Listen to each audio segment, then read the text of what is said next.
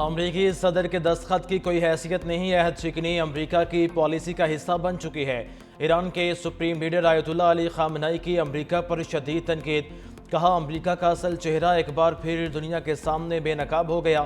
Supreme leader نے خبردار کیا کہ اگر امریکہ کسی نئی جارحیت یا جنگ کا راستہ اختیار کرتا ہے تو اسے پہلے سے زیادہ بھاری قیمت اور رسوائی کا سامنا کرنا پڑے گا۔ انہوں نے کہا کہ ایرانی قوم اور مزاحمتی محاذ ہر قسم کی جارحیت کا بھرپور جواب دینے کی صلاحیت رکھتے ہیں۔ آیت اللہ خامنئی نے عوام اور حکام پر زور دیا کہ قومی اتحاد، یکجہتی اور باہمی اعتماد کو ہر صورت برقرار رکھا جائے، کیونکہ موجودہ حالات میں ایران کی عزت، آزادی اور خود مختاری کے تحفظ کے لیے اتحاد ہی سب سے بڑی طاقت ہے۔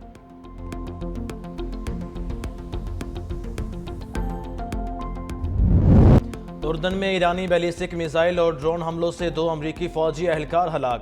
سینٹکوم کے مطابق ایک امریکی فوجی اہلکار لاپتہ ہے، 4 زخمی امریکی فوجیوں کو اردن کے اسپتال منتقل کیا گیا۔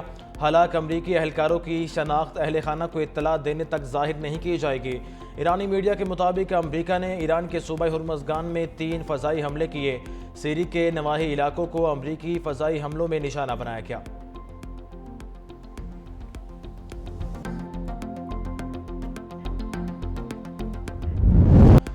ایران کا اسلام آباد مفاہمتی یادداشت پر عمل درآمد معطل کرنے کا اعلان۔ ایران کے نائب وزیر خارجہ قاسم غریب آبادی نے کہا کہ ایران نے امریکی خلاف ورزیوں کے بعد اسلام آباد مفاہمتی یادداشت پر عمل درآمد معطل کر دیا ہے۔ امریکہ نے اسلام آباد مفاہمتی یادداشت کے تحت اپنی تمام ذمہ داریوں کی خلاف ورزی کی۔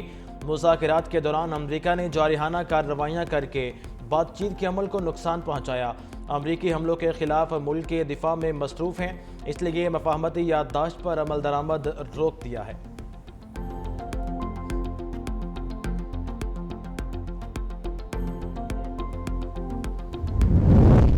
پاکستان میں ایران کے سفیر رضا امیری مقدم نے کہا ہے کہ امریکہ نے کئی ماہ تک پاکستان کی ثالثی کے بعد طے پانے والے 14 نکاتی مفاہمتی یادداشت کی خلاف ورزی کی۔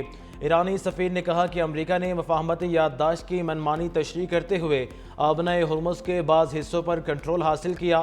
ایران مفاہمتی یادداشت کی خلاف ورزی پر مبنی امریکی تشریح کو قبول نہیں کر سکتا تھا۔ امریکہ نے مفاہمتی یادداشت اور بین الاقوامی اصولوں کے برعکس جنگ شروع کر کے بنیادی ڈھانچے کو نشانہ بنایا۔ ایرانی سفیر رضا مقدم امیری نے کہا کہ بین الاقوامی برادری امریکی جارحیت اور غیر ذمہ دارانہ اقدام کی بھرپور مذمت کرے۔ مذاکرات اور جنگ ساتھ ساتھ چلنے کی پالیسی اب ختم ہو چکی۔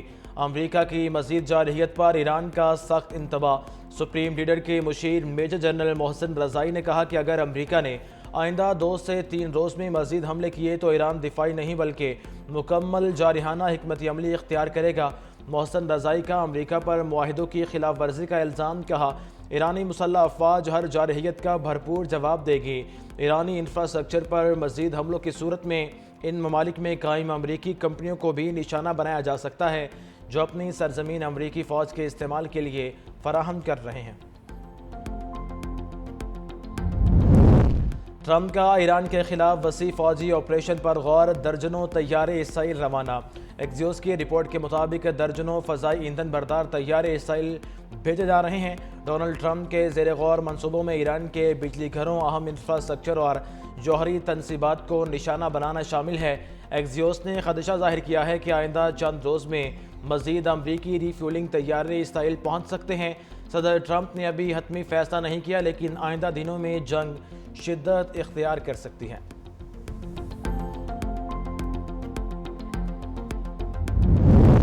ایران نے اقوام متحدہ سے فوری طور پر امریکی حملے رکوانے کا مطالبہ کر دیا۔ ایرانی مندوب امیر سعید نے سیکرٹری جنرل انتونیو گوتریس اور سلامتی کونسل کے صدر کو خط بھجوا دیے۔ لکھا امریکہ نے پلوں، ریلوے نیٹ ورک اور رہائشی علاقوں کو نشانہ بنایا۔ حملوں میں 43 شہری جاں بحق اور 400 سے زائد زخمی ہو چکے۔ شہری املاک پر حملے جنگی جرائم اور UN چارٹر کی خلاف ورزی ہیں۔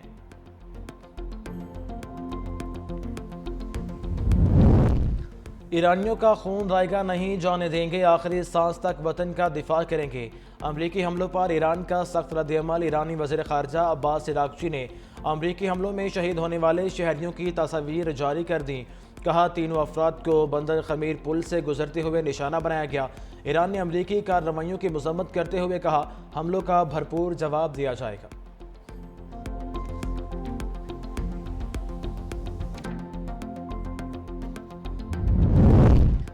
وزیر خارجہ اسحاق ڈار اور کویت کے وزیر خارجہ کا ٹیلی فونک رابطہ خطے کی تازہ ترین صورتحال پر تبادلہ خیال۔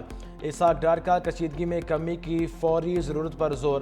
کویتی وزیر خارجہ کا اپنے ملک میں حملوں پر تحفظات کا اظہار۔ کہا اسلام آباد مفاہمت کی یادداشت پر مکمل عمل درآمد کیا جائے۔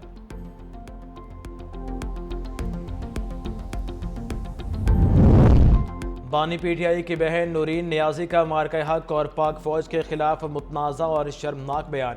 نورین نیازی نے ذاتی مفادات کے لیے ریڈ لائن عبور کر لی۔ کہا مارکہ حق افواج پاکستان اور مودی کا گٹھ جوڑ تھا۔ پاکستان کے اسرائیل کو تسلیم کرنے کے باعث بھارت نے حملہ نہیں کیا۔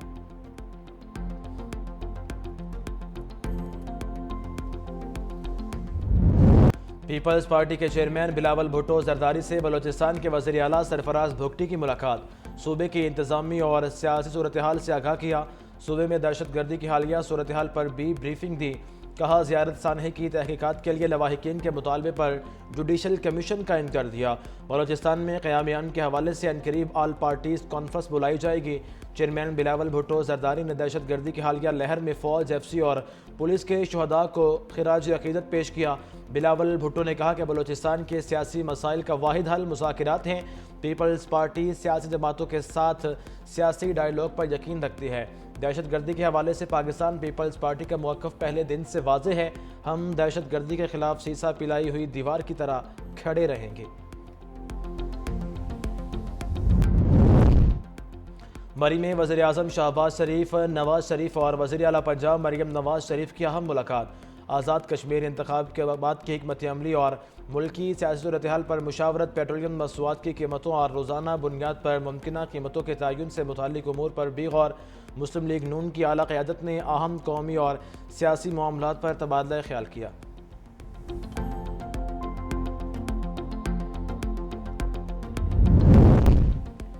وزیر اعلیٰ پنجاب مریم نواز شریف نے واسا کے لیے جدید سیوریج اور نکاسی آب مشینری کی فراہمی کا آغاز کر دیا۔ پہلے مرحلے میں 15 اضلاع کو 272 جدید مشینیں فراہم، 41 اضلاع تک 696 مشینیں اور آلات کی فراہمی کا عمل جاری۔ وزیر اعلیٰ پنجاب مریم نواز کا کہنا ہے کہ ہر شہر، ہر شہری کو بہتر سیوریج اور جدید نکاسیات کی سہولت فراہم کرنا حکومت کا عزم ہے۔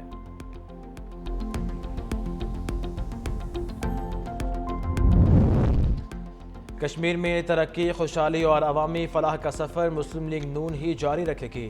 نواز شریف کا کشمیر سے دل اور خون کا رشتہ ہے۔ راولپنڈی میں مسلم لیگ نون کے انتخابی آفس کے افتتاح پر سینئر وزیر پنجاب مریم اورنگزیب کا کارکنوں سے خطاب۔ کہا اگر پنجاب جیسی ترقی چاہتے ہیں تو شیر کو ووٹ دیں، انشاءاللہ کشمیر انتخابات میں بھی شیر ہی دھاڑے گا۔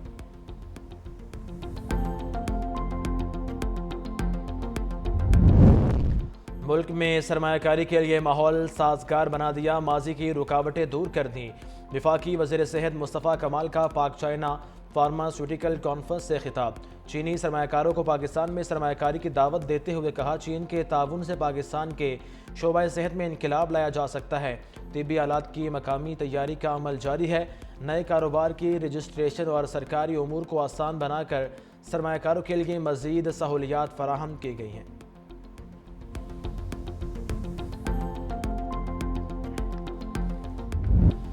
ملک کے مختلف حصوں میں آج سے 23 جولائی تک شدید بارشیں۔ این ڈی ایم اے نے سیلاب اور لینڈ سلائڈنگ کا الرٹ جاری کر دیا۔ گلگت بلتستان، خیبر پختونخوا، آزاد کشمیر، پنجاب، اسلام آباد اور شمال مشرقی بلوچستان کے متعدد علاقے خطرے کی زد میں ہیں۔ دریاؤں، ندی نالوں اور برساتی گزرگاہوں میں پانی کے بہاؤ میں اضافے کا امکان ظاہر کیا گیا ہے۔ آزاد کشمیر کے پہاڑی علاقوں میں لینڈ سلائڈنگ، جبکہ راولپنڈی، اسلام آباد، لاہور، فیصل آباد اور دیگر شہروں میں اربن فلڈ کا خدشہ ہے۔